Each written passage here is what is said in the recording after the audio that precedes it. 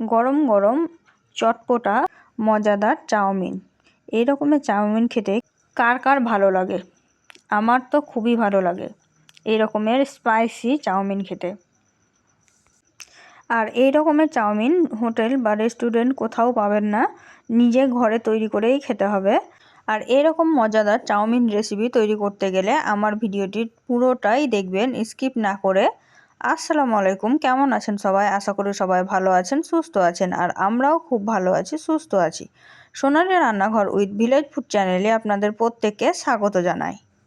আজকের এই chowmein recipe তৈরি করার জন্য প্রথমে আমি নিয়ে নিয়েছি চাউমিন। তারপরে আমি এখানে নিয়ে নিয়েছি কিছু সবজি। এখানে আমি নিয়ে নিয়েছি পেঁয়াজ কুচি, লঙ্কা কুচি, আর টমেটো কুচি, গাজর কুচি, আর ধনিয়া পাতা কুচি, 2টা ডিম আর মটরশুঁটি। এখানে টমেটো, গাজর, ধনিয়া পাতা সবগুলোকে আমি ভালোভাবে ধুয়ে পরিষ্কার করে তারপরে টুকরো টুকরো করে কেটে নিয়েছি। আপনারাও প্রথমে ধুয়ে পরিষ্কার করে টুকরো টুকরো করে কেটে নেবেন। এই তো এখানে আমি একটা ম্যাগি মশলাও ব্যবহার করেছি। এখন আমি একটা প্লেটে শুকনো মশলাগুলো নিয়ে দেখাচ্ছি। এই দেখেন, এখানে আমি হাফ চা চামচ, সব কিছুই হাফ চা চামচ করে দিব।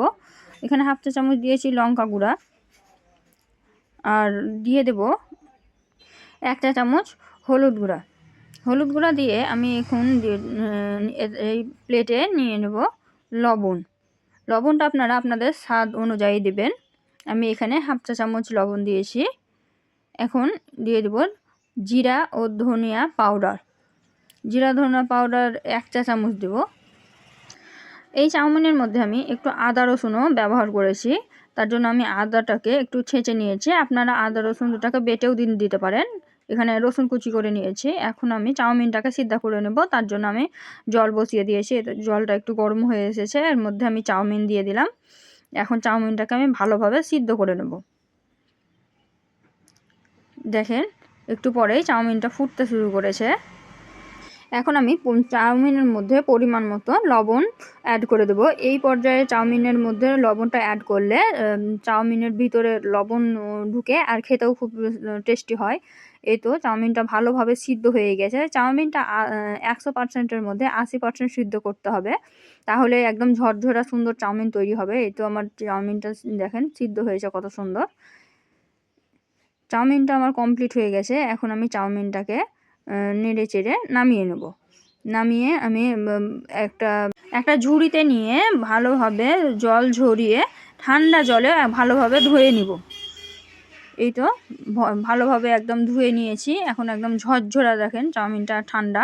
এখন চাউমিনটাকে সাইডে রেখে দেবো, দিয়ে চাউমিনের মশলাটা তৈরি করে নেব। তার জন্য আমি উনুনের ওপরে একটা কড়াই বসিয়ে দিয়েছি। এই তো কড়াইটা দিয়ে আমি এর মধ্যে দিয়ে দেব তেল। দিয়ে দিলাম, তেলটা একটু গরম হতে দেব। একটু পরেই দেখবেন তেলটা একটু গরম হয়ে এসেছে। তো আমি এর মধ্যে এখন অ্যাড করে দেব পেঁয়াজ কুচি। ঝিরি ঝিরি করে পেঁয়াজগুলো আমি কুচি করে রেখেছিলাম, ওইগুলো এখন দিয়ে দেব। সব পেঁয়াজ কুচি আমি দিয়ে দিলাম। এখন আমি পেঁয়াজটাকে একটু ভাজা ভাজা করে নেব নেড়ে চেড়ে। এই তো নাড়াচাড়া করে আমি একটু ভাজা ভাজা করে নিচ্ছি। দিয়ে একে একে আমি সব সবজিগুলো অ্যাড করে দেব। এখন আমি এর মধ্যে মশলা অ্যাড করব, তার জন্য আমি এখানে প্রথমেই দিয়ে দিব আদা আর রসুন কুচি। যেহেতু আদাতে একটু সেন্ট থাকে, তাই আদাটাকে একটু ভালোভাবে ভাজা ভাজা করতে হবে। তার জন্য আমি প্রথমে আদা রসুন কুচি দিয়ে একটু ভাজা ভাজা করে নিচ্ছি। ভিডিওটি যদি প্রথমবার দেখে থাকেন আর চ্যানেলে যদি নতুন হয়ে থাকেন, তাহলে অবশ্যই একটা সাবস্ক্রাইব করে দেবেন আর পাশে থাকা বেল আইকনটিকে বাজিয়ে দেবেন। ভিডিওটি ভালো লেগে থাকলে অবশ্যই একটা লাইক করে দেবেন। এই তো এর মধ্যে এখন আমি দিয়ে দিলাম গাজর কুচি। গাজর কুচি দিয়ে আবার গাজরের সঙ্গে সঙ্গে এর মধ্যে এখন আমি অ্যাড করে দেব মটরশুঁটি। গাজর ও মটরশুঁটি একটু সিদ্ধ হবে, তার জন্য আমি এখানে আগে থাকতেই অ্যাড করে দিলাম। একটু নাড়াচাড়া করেই সিদ্ধ হয়ে যাবে, আর কালারটাও সুন্দর থাকবে আর খেতেও ভালো লাগবে। এইভাবে যদি আপনারা তৈরি করেন তাহলে। দেখেন পেঁয়াজটা হালকা হালকা ভাজা হয়ে গেছে, আর এদিকে গাজর আর মটরশুঁটি দুটাই দিয়ে দিয়েছি। এখন একটু নাড়াচাড়া করে সিদ্ধ করে নেব।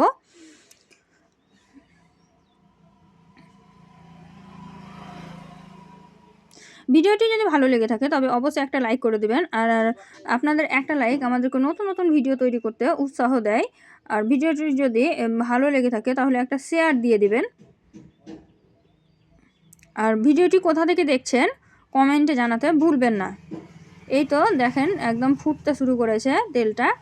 এখন মটরশুঁটি, গাজর আর পেঁয়াজ সব ভালোভাবে একটু ভুনা ভুনা হয়ে গেছে।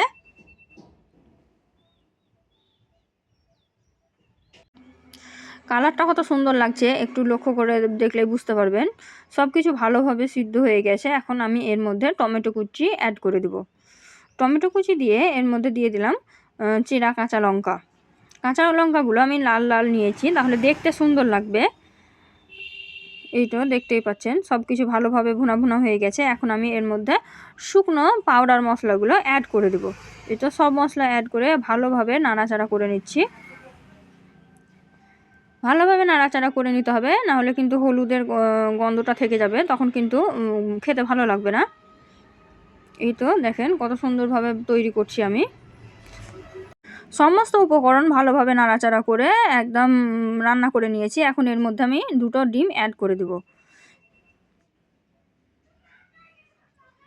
এই তো 2টো ডিম আমি দিয়ে দিলাম। এখন ডিম দুটোকে নাড়াচাড়া করে মিশিয়ে নেব। এই তো মেশানো হয়ে যাচ্ছে, দেখেন কত সুন্দর লাগছে। আপনারা চাইলে এইরকমভাবে এটা তৈরি করে ভাত রুটির সঙ্গেও খেতে পারেন। এই দেখেন আমি এখন চাউমিনটা অ্যাড করে দিলাম। চাউমিনটা দিয়ে আমি ভালোভাবে নাড়াচাড়া করে মিশিয়ে নেব। দেখেন চাউমিনটা অনেক বড় বড় হয়, তার জন্য আমি একটু খুন্তির সাহায্যে ছোট ছোট করে কেটে দেবো, তাহলে নাড়াচাড়া করতেও সুবিধা হবে আর খেতেও সুবিধা হবে। এই তো দেখেন আমি নাড়াচাড়া করে করতে করতেই কেমন খুন্তির সাহায্যে একটু কেটে কেটে ছোট ছোট করে দিচ্ছি। এই পর্যায়ে আপনারা আঁচটা একটু কমিয়ে দেবেন, তাহলে বেশি সুন্দর হবে ভাজা। এখন আমি এর মধ্যে দিয়ে দেব 1 প্যাকেট ম্যাগি মশলা, দিয়ে আবারও ভালোভাবে নাড়িয়ে চাড়িয়ে মিশিয়ে নেব। এই তো দেখেন কালারটা দেখেন কতটা সুন্দর হচ্ছে। আর একবার বাড়িতে ট্রাই করে দেখবেন যে কেমন হয়। একবার যদি বাড়িতে তৈরি করেন তাহলে এর স্বাদ কোনো সময় ভুলতে পারবেন না, একদম জিভে লেগে থাকবে। এই তো আমি সব শেষে দিয়ে দিচ্ছি ধনা পাতা কুচি করে। ধনা পাতা যারা পছন্দ করেন খেতে তারা দিবেন, আর যারা খেতে পছন্দ করেন না তারা দিবেন না, এটা অপশনাল। আমাকে ধনা পাতা সব কিছুতেই ভালো লাগে, তার জন্য আমি ধনা পাতা দিয়ে দিয়েছি। দিয়ে ভালোভাবে আবারও নাড়াচাড়া করে মিশিয়ে নিয়েছি। দেখেন কতটা ঝরঝরা হয়েছে দেখেন, আর দেখতে কতটা সুন্দর লাগছে একবার দেখেন। এই চাউমিন কতটা সুস্বাদু হয় না খেলে বিশ্বাস করবেন না, তাই একবার হলেও বাড়িতে তৈরি করে দেখবেন। এখন আমি একটা প্লেটে নিয়ে দেখাচ্ছি যে কতটা লোভনীয় লাগছে। ভিডিওটি কেমন লাগলো কমেন্টে জানাতে ভুলবেন না, আর যদি ভালো লেগে থাকে তবে অবশ্যই একটা লাইক করে দেবেন, শেয়ার করে দেবেন। আর এই রকমের আরও নিত্য নতুন রেসিপি পাওয়ার জন্য আমার চ্যানেলটিকে সাবস্ক্রাইব করে রাখবেন, পাশে থাকা বেল আইকনটিকে বাজিয়ে দেবেন। ততক্ষণ সবাই ভালো থাকুন, সুস্থ থাকুন। দেখা হবে এই রকমের নতুন নতুন রেসিপি নিয়ে অন্য ভিডিওতে।